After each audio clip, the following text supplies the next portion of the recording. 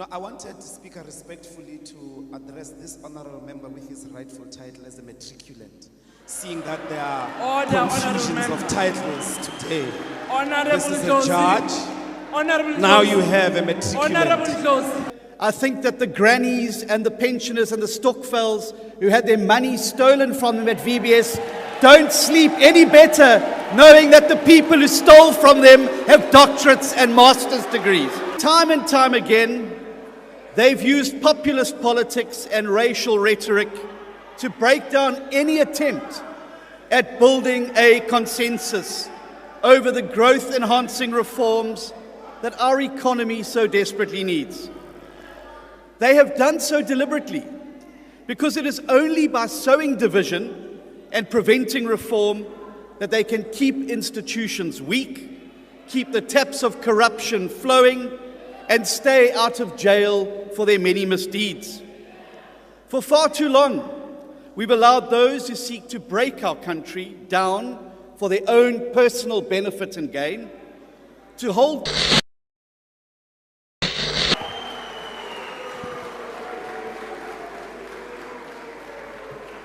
Thank you very much, Madam Speaker.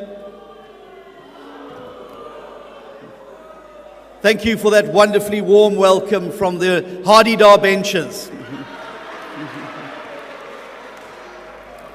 Madam Speaker, Mr. President, for far too long, our country's enormous potential has been held up and held captive by political forces that seek to break down rather than to build up. Honourable members. Order, Honourable Speaker. Honourable Ndlozi, what's the point of order?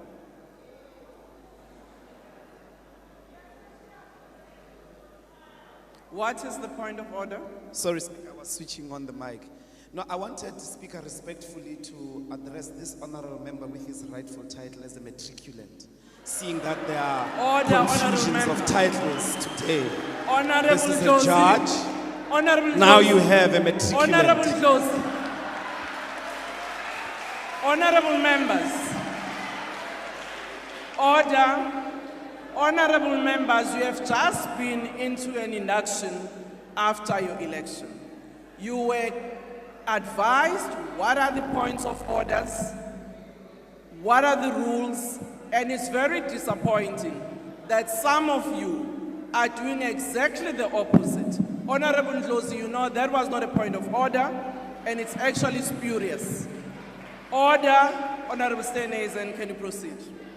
Thank you very much, Madam Speaker.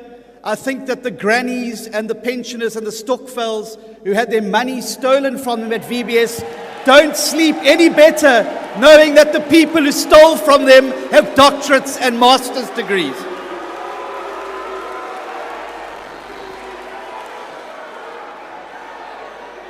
You see, time and time again, they've used populist politics and racial rhetoric to break down any attempt at building a consensus over the growth-enhancing reforms that our economy so desperately needs.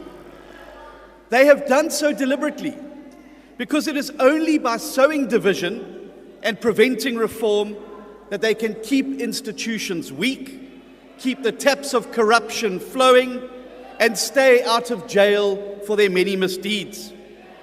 For far too long, we've allowed those who seek to break our country down for their own personal benefit and gain to hold back the builders who yearn for a South Africa with a growing economy that creates millions of new jobs.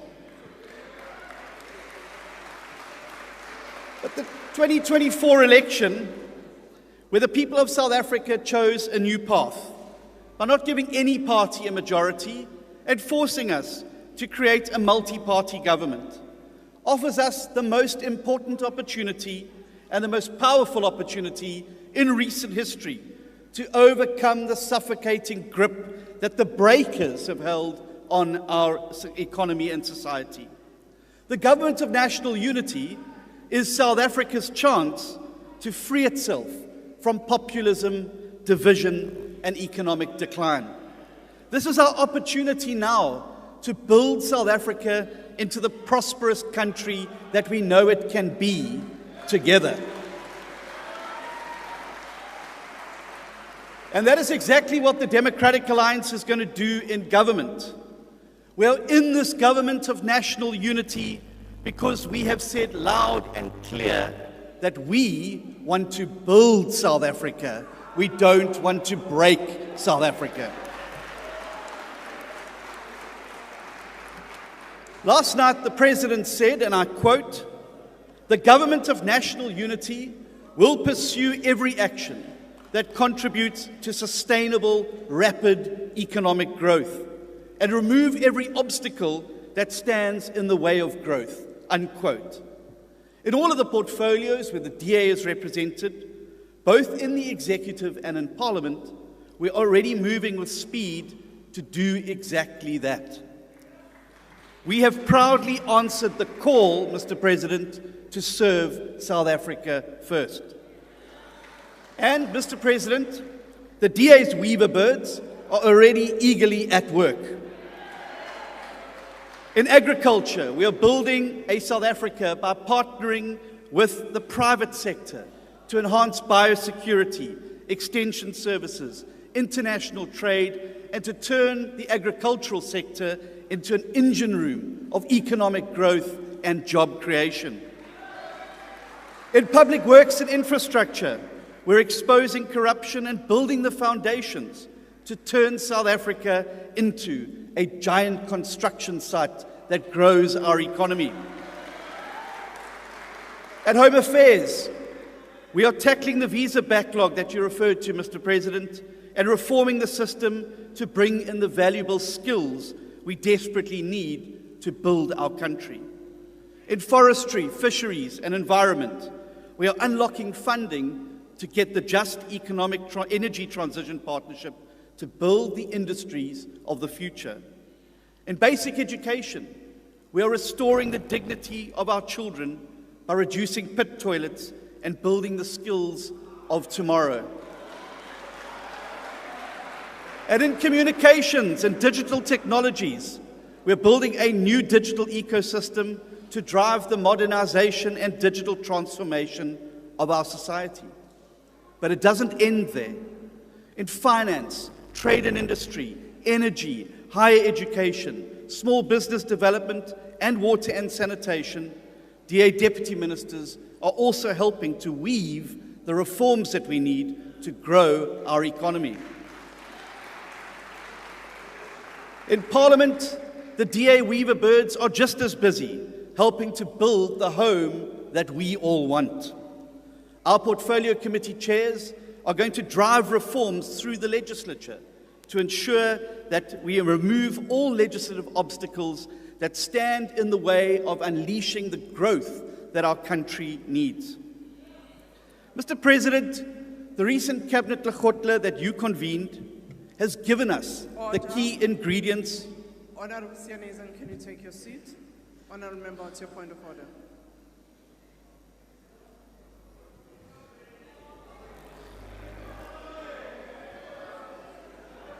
Madam Speaker, I'm Visvin Reddy from Konto Sizwe Party. I rise in terms of Rule 81, and I seek your guidance, Madam Speaker, in terms of the Speaker's list. The Speaker that's on the podium currently, is he speaking on behalf of the DA or as the Minister of Agriculture? Thank you. Honourable Member, that is not the point of order. The Speaker's list, the members of the Executive also belong to their parties. So that's not a point of order. Honourable Member, you can proceed. Honourable Steenhuisen, you can proceed. He may be ready, but I'm able.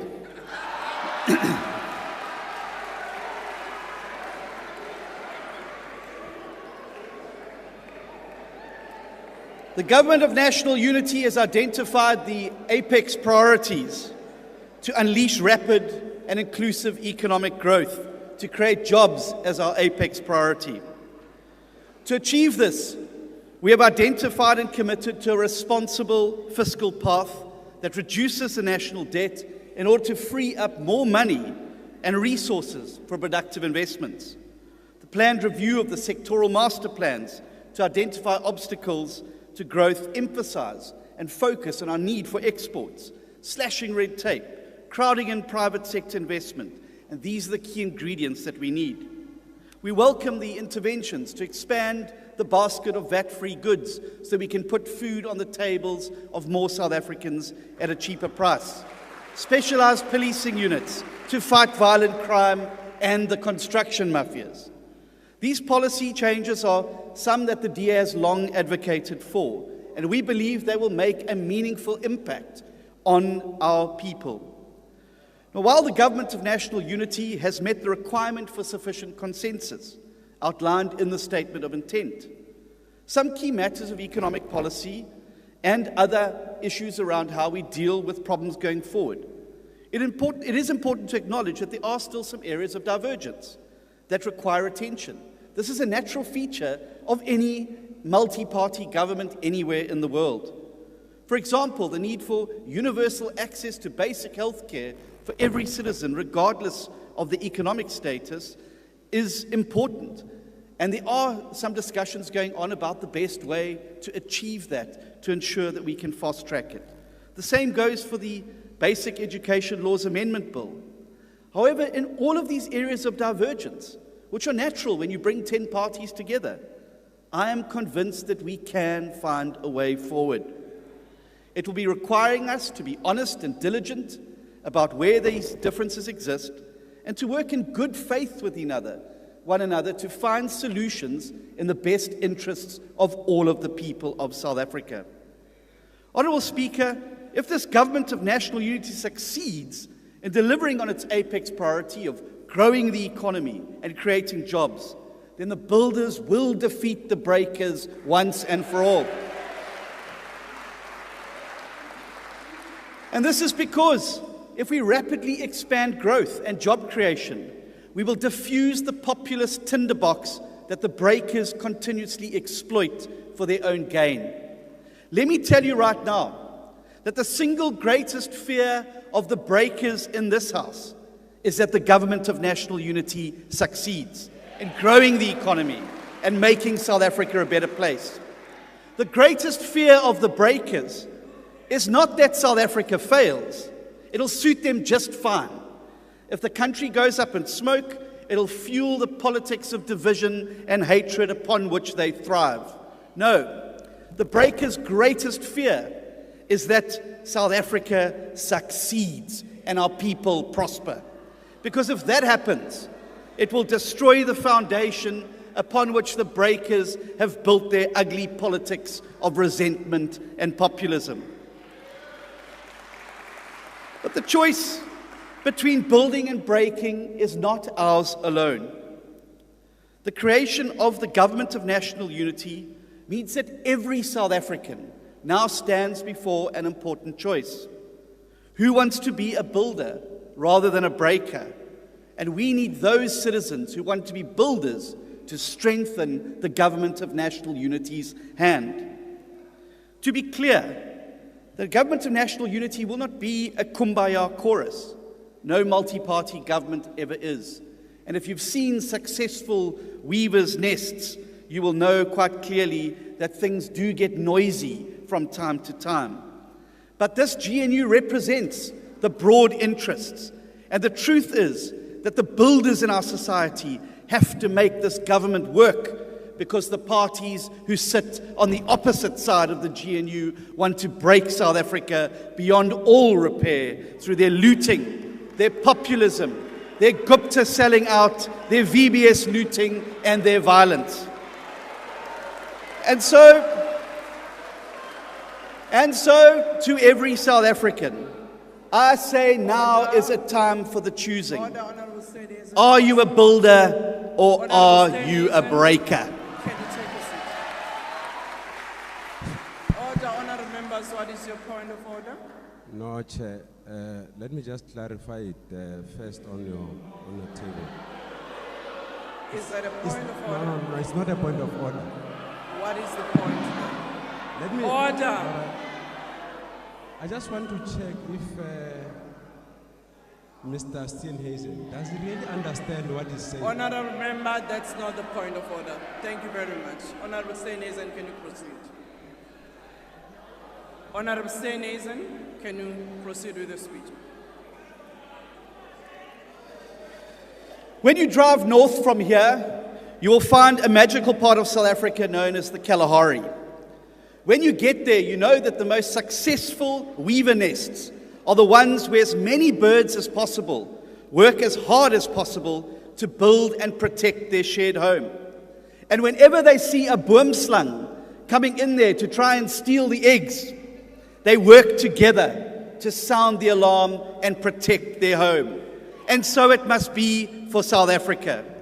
To the breakers, to them I simply say that even the wiliest boomslang doesn't stand a chance when 60 million weaver birds unite to build and defend the home that we love. And that is exactly what South Africa must do now. South Africa, are you a builder or are you a breaker? Order. Thank you very much. Time's up.